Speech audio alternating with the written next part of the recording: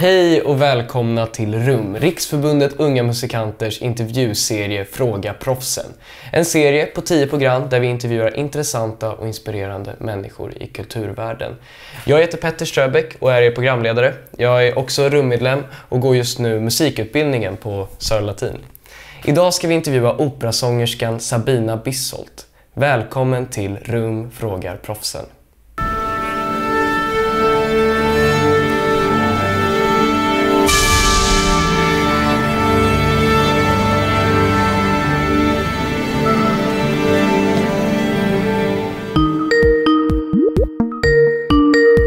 Hej Sabina! Hej! Vad kul att se dig. Ja, detsamma. Jag måste ju först fråga, var befinner du dig just nu? För jag ser lite tavlor i bakgrunden. Ja. Eller en tavla kanske. Ja. Jag ska säga. Jag sitter på min mammas kontor. Jag är också på mina föräldrar för första gången sedan jul. Så att, ja. Ja, men vad trevligt. Jag tycker vi tar en medlemsfråga redan nu. Och den kommer ifrån Ivar ifrån Växjö. Och den kommer här. Ja. Hej Sabina, jag heter Ivar och kommer från Växjö och jag undrar vem eller vad det var som inspirerade dig till att göra det du gör idag. Hej Ivar! Ja men vilken bra fråga. Jag har alltid sjungit egentligen, ända sedan jag var liten. Och gick i musikklass, så jag har sjungit mycket kör. Men sen var det när jag började på gymnasiet så fick jag en sångpedagog som hette Mårten Engdahl. Och han var den första som introducerade opera för mig. Han spelade både musik och sen gav mig enklare klassiska sånger som jag fick sjunga. Och sen fick jag också möjlighet att gå på min första operaföreställning på Värmland Opera och se Hans och Greta. Och då blev jag helt knockad totalt. Det var en helt ny värld som öppnade sig.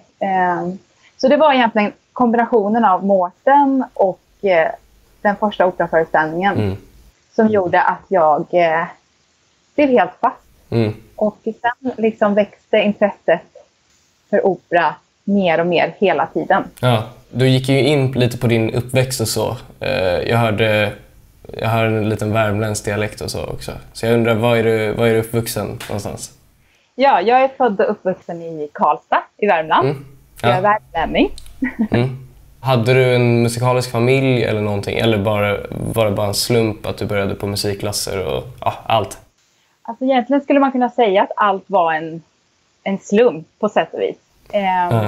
Ingen av mina föräldrar jobbar som musiker eller så. Vi har alltid spelat väldigt mycket musik hemma och mina föräldrar är intresserade av musik. Men det har aldrig varit klassisk musik egentligen som har varit i fokus.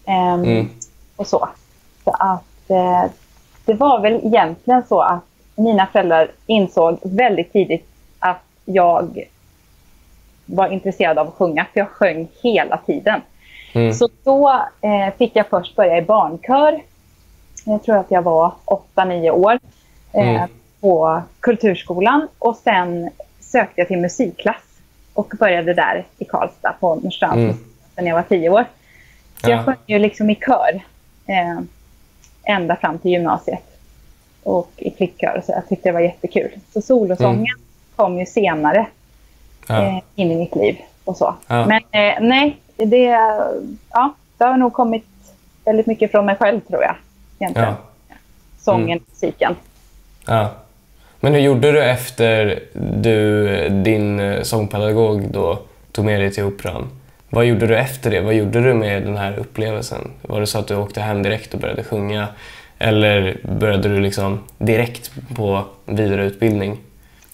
Ja, alltså jag gick ju då 2,5 år på musikgymnasiet i Karlstad. Och sen fick jag möjlighet att börja på Lilla Akademin i Stockholm. För de hade och har fortfarande en operainriktning på gymnasiet. Där. Så att jag gick hem till mina föräldrar och sa att jag hade blivit erbjuden en plats. Och tänkte att de absolut inte skulle släppa iväg mig till Stockholm. Jag hade en termin kvar på gymnasiet innan studenten. Och jag var inte myndig. än. Men deras reaktion var, självklart ska du göra det. Det är väl självklart. Och då var det jag själv som blev så här, nej men gud, ska jag? Vågar jag? Men tack vare att de stöttade mig och tyckte att det var en bra idé så flyttade jag till Stockholm. Började på gymnasiet och gick då ett extra år. Så jag gick 1,5 år på Lilla Akademin. För att få mer sånglektioner helt enkelt. Men blev du kvar i Stockholm efter det? Eller jag tänker åren innan Operahögskolan. Vad gjorde du under den perioden? Efter gymnasiet så jobbade jag ett år och tog lektioner. Och försökte få bättre sångteknik och bara bli lite äldre. För att jag insåg ju, mitt mål var ju redan när jag gick på gymnasiet i Karlstad var att jag ville komma in på Operahögskolan. Det var det som var mitt största mål. Men jag insåg ju också ganska snabbt att det är svårt för att det är väldigt få som kommer in varje år. Och jag kände att jag behövde få rösten mer på plats helt enkelt. Och bli bättre på att sjunga helt enkelt. Så då tog jag ett år att jobba och ta sånglektioner. Och efter det så sökte jag till Kulturama klassiska sånglinje. Och kom in då på andra året där. Och efter det så gick jag Operastudio 67 som också är på Kulturama, som är en högskoleförberedande utbildning just för Operahögskolan. Så gick jag där 2 år. Och det är bland det bästa jag någonsin har gjort faktiskt. Jag liksom lära mig grunden i yrket kan man säga. Hur man är på scen, hur man fördjupar sig i en roll, sång, allt egentligen som har med operan att göra. Så att jag är otroligt tacksam över de 2 åren där. För jag känner att det var där som jag fick min grund. Du gick ju sen Operahögskolan till slut. Och sen efter det, rent jobbmässigt, hur funkar det då för en operasångerska? Är det så att jobben bara kommer till en, eller måste man gå på audition? Hur bär man sig åt efter Operahögskolan? Ja, jag önskar att, och det är nog fler än jag inom operabranschen som hade önskat att jobben hade liksom regnat ner på en. Men det är tufft alltså. I alla fall om man tittar i Sverige, vi har inte jättemånga operahus och operahuserna hinner inte sätta upp så många produktioner varje år.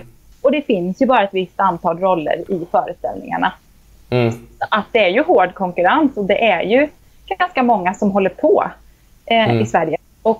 Men för att få jobb så måste du både ha en operahögskoleutbildning. Det kan säkert gå att få jobb ändå, men det är inte så vanligt tror jag. Och då är det tufft alltså. Sen behöver man, för att få komma på en provsjungning och göra audition, vilket man behöver göra för att få möjlighet att få jobba på ett operahus, då behöver man ha en agent också. Som promotaren, som säljer in en till operahuset och så. Så det är audition helt enkelt.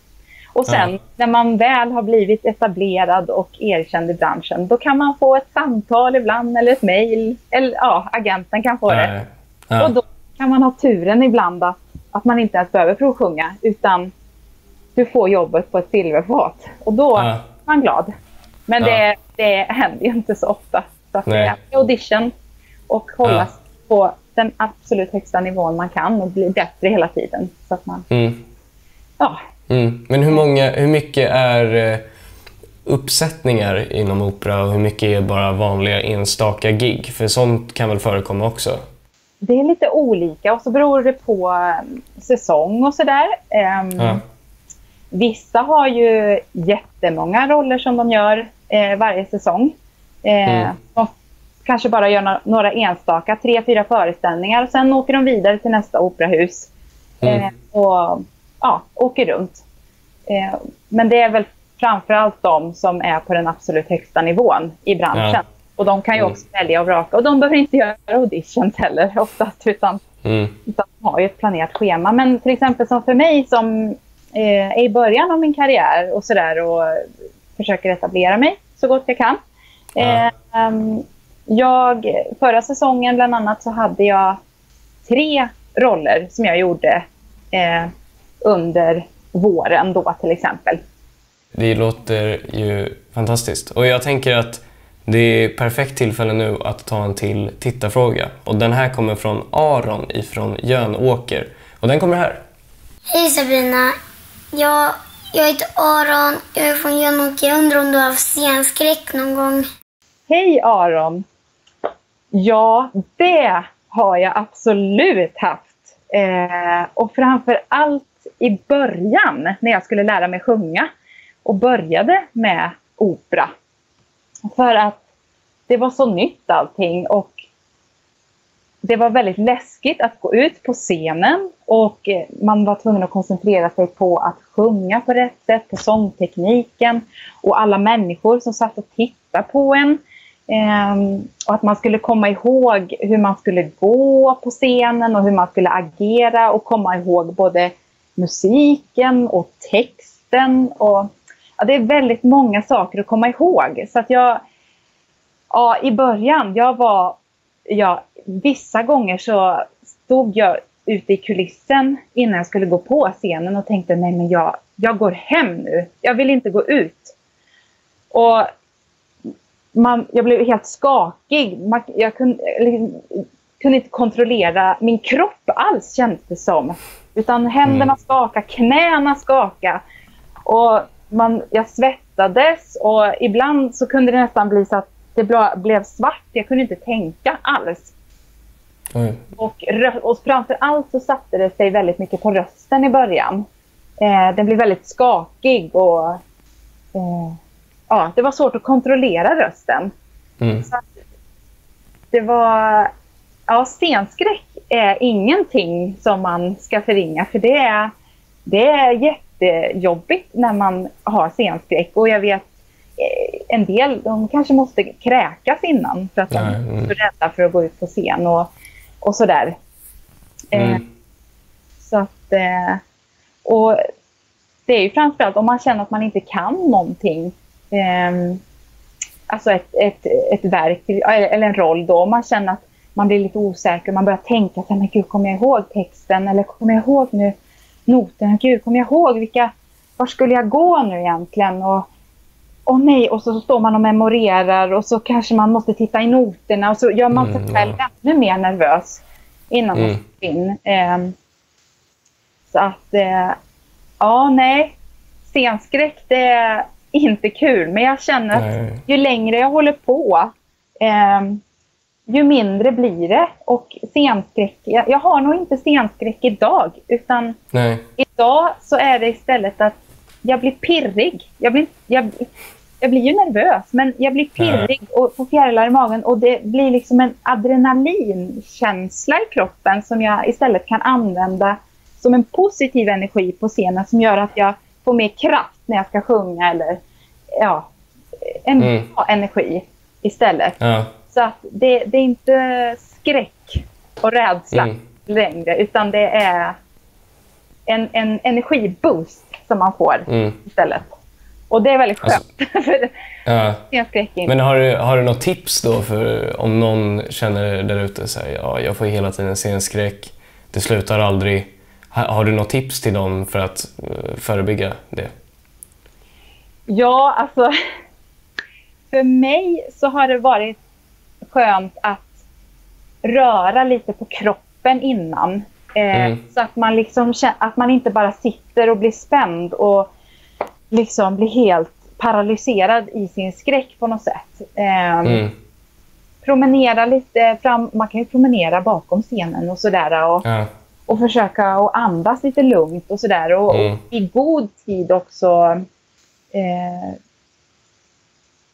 Men man kan ju meditera lite innan om man är en sån person som känner att det är skönt att bli lugn innan. Så kan det vara skönt att meditera och djupandas lite. Men jag vet att en del tycker det är jobbigt innan de ska sjunga, för att För att då tappar man liksom kanske stödet och energin i kroppen. Så att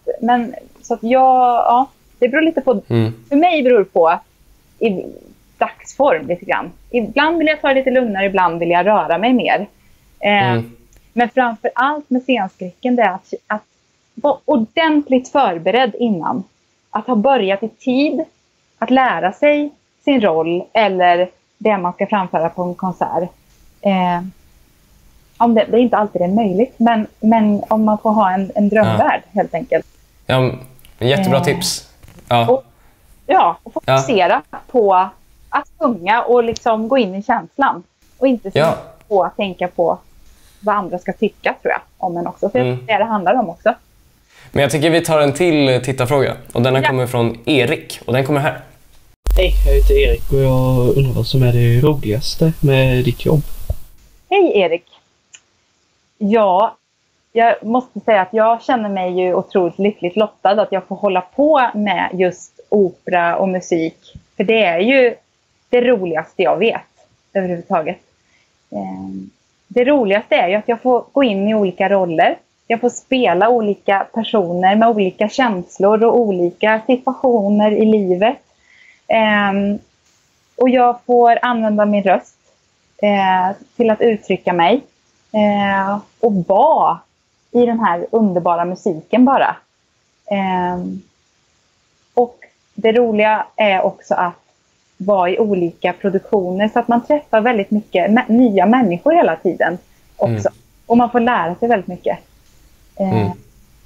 Så att det roliga är att man blir ju liksom aldrig fullärd, utan man kan ju alltid bli lite bättre hela tiden. Och det gör ju att man tröttnar ju inte. Det är klart att det är hårt arbete och man känner sig frustrerad ibland och det kan vara svårt vissa gånger. Och jag menar, precis som livet går upp och ner så går ju sångtekniken upp och ner. Hur man mår och allting. Så man måste alltid liksom hålla sig i form och utveckla sig och hålla sig på en hög nivå. Det är det som är kul. Det är en ständig utmaning helt enkelt. Och nästa fråga går lite in i det här. För jag går sörlatin och jag går faktiskt jazzsång. Men det var faktiskt en lärare en gång som gick fram till mig och sa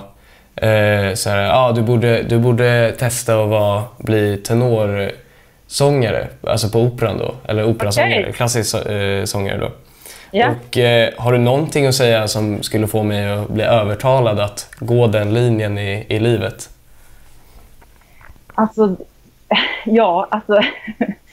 Jag tycker att det är det roligaste jag har gjort någonsin. Och det är ju just för att sättet man använder rösten på.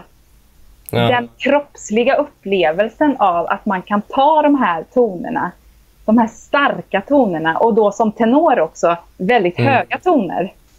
När man fixar det och när det blir väldigt bra och man känner att nu börjar tekniken vara på plats.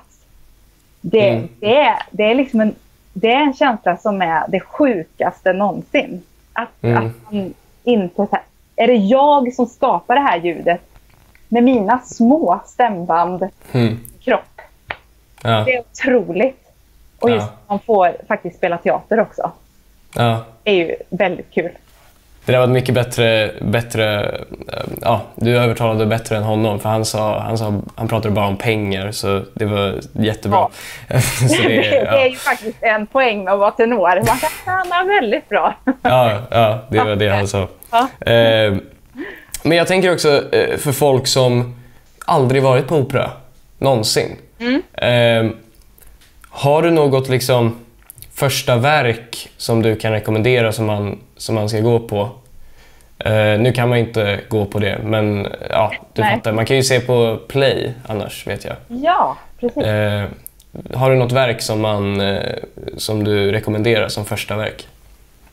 Alltså Trollflöjten av Mozart är ju en väldigt bra start. För det händer mycket, det är roliga karaktärer, det är den ena hitlåten efter den andra, skulle man kunna säga. Väldigt trallvänligt, det är lätt att komma ihåg. Den operan skulle jag varmt rekommendera. Och om man vill ha något lite mera romantiskt och mycket känslor och man kanske vill gråta en skvätt till exempel. Då kanske man ska titta på La Bohème av en kompositör som heter Puccini som handlar om ett kärlekspar. Som det är otroligt vacker musik. Så de två ska jag varmt rekommendera att börja om man vill hitta på något. Hur övar du när du övar klassisk sång? Ja, jag övar ju i princip varje dag för att hålla mig i form. Sen kan man ju, man kanske ta 1 eller 2 dagar ledigt ibland om det är så att jag inte har något specifikt framför mig som jag ska göra. Annars så sjunger jag ju varje dag. Men då sjunger jag ungefär 1 till 1,5 timme. Och då börjar jag med att värma upp rösten. Med bland annat skalor och såna här läppljud till exempel. Att man gör för att värma upp stämbanden. Och jag sjunger då både så högt jag kan och så lågt jag kan för att liksom stretcha ut stämbanden ordentligt så att jag sen är redo för att öva på mina arior och på min repertoar. För man behöver ju vara ordentligt varm i stämbanden så att man inte skadar sig när man ska sjunga och så. Så jag har lite olika övningar som jag gör då. Allt från att jag kan värma upp i 10 minuter till att jag kanske värmer upp i 20 minuter och sen så har jag lite teknikövning också så att jag gör en massa övningar en stund. Jag brukar alltid avsluta med att sjunga lite musik. Man ska ha lite kul så inte bara stå. Nej, jag fattar. Övningar. Jag tänker nu, för att avrunda så tänker jag säga fråga den här klassiska frågan och det är liksom, vad händer härnäst? Hur ser dina framtidsplaner ut? Du har ju sagt att ni ska köra nu nästa vår och så. Men finns det något mer som är i görningen som du håller på med? Ja, förhoppningsvis nu med tanke på corona. Och så ska jag, det som ligger närmast i tiden med operaföreställning för mig, det är att jobba på Malmö Opera i en föreställning som heter Falstaff. Där ska jag göra en roll som heter Nanetta. Och det blir första gången jag ska göra den rollen. Så det känns jättekul och spännande. Och det blir min första Verdi-opera som jag ska göra. Så det är det som är närmast i tiden då. Ja, det har varit jättekul att prata med dig. Verkligen. Ja, detsamma. Ja. Men du får ha en fortsatt trevlig sommar. Ja, detsamma. Ha det så bra. Ja, tack detsamma. Hej då. Hej då. Tack för att du varit med oss idag. Vi ses nästa torsdag med en ny intervju. Medans kan du gå in på vår hemsida rum.se för mer information om vår verksamhet. Ha det bra. Hej då.